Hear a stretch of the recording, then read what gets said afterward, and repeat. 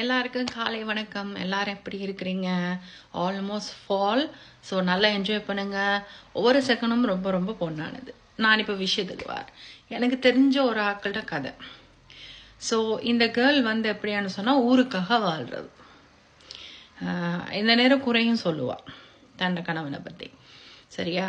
So விரலுக்கு ஏற்ற வீக்கம் இல்லை.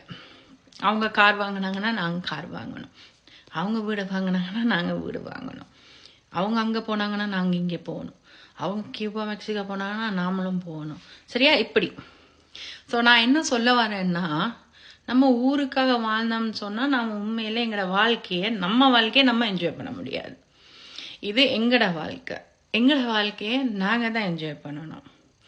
ஸோ இன்னொரு ஆக்களை பார்த்து நாங்கள் வாழ கற்றுக்கொண்டோன்னு சொன்னால் அது வந்து உண்மையிலேயே வந்து அவங்களுக்காக வாழ்கிற மாதிரி தான் அர்த்தம். ஸோ எனவே நிறைய பேர் இருக்கிறாங்க. ஆனால் ஊருக்காக, அதாவது நம்ம சமுதாயத்தில் தான் வாழ்கிறோம், ஆனால் நேர்மையாக நியாயமாக வாழ்ந்தா ஓகே. சரியா? மற்றவங்களுக்காக வாழ போகாதீங்க. ஸோ இதை தான் சொல்கிறது, இன்னொரு ஆக்களோட கம்பேர் பண்ணுறது. ஸோ ஒரு காலமே யாரோடையும் கம்பேர் பண்ணி வாழாதீங்க. அந்த வாழ்க்கை நிரந்தரம் இல்லாத வாழ்க்கை. அவங்களுக்கு காசு இருக்கு, மேபி வீடு ஒன்றும், அவங்களுக்கு மேபி அவங்க கடன் எடுத்தும் அவங்க வாழலாம். ஸோ நீங்கள் அவங்கள பார்த்து நீங்கள் வாழ வலிக்கிட்டீங்கன்னா கடைசியில் நீங்கள் தான் போய் கடனில் இருக்கணும். அதனால உங்களுக்கு எவ்வளவு, அதாவது உங்களோட ஹஸ்பண்டோ நீங்களோ எவ்வளோ வேலை, அதாவது வேலைக்கு போறீங்க, எவ்வளவு அதுக்கேற்ற சம்பளமோ அந்த விரலுக்கேற்ற வீக்கத்தில் இருக்கணும். நம்ம ஆடம்பரமாக நம்ம காட்ட போனோம்னு சொன்னால் கடைசியில் எங்களோட வாழ்க்கை வந்து பாதாள குழியில தான். நிறைய பேர் நினைக்கிறது இன்னொரு விஷயம் என்னன்னா, காசு தான் உலகம், காசு தான் நம்மளோட வாழ்க்கை, காசு தான் நமக்கு கண்ட்ரோல் பண்ணுதுன்னு. ஓகே, காசு வேணும். காசு இல்லாமல் நமக்கு இந்த வாழ்க்கையில வாழ முடியாது. ஏனண்டா இப்போ இருக்கிற விலைவாசி உயர்வுக்கு காசு கட்டாயம் தேவை.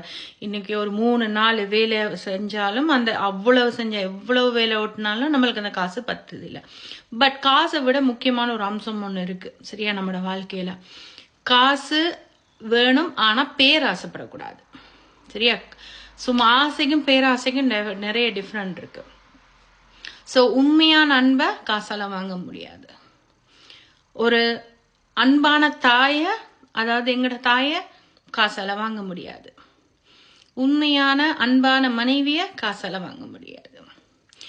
உண்மையான அன்பான கணவனை காசால வாங்க முடியாது. சில விஷயங்கள் இருக்கு, ரைட்?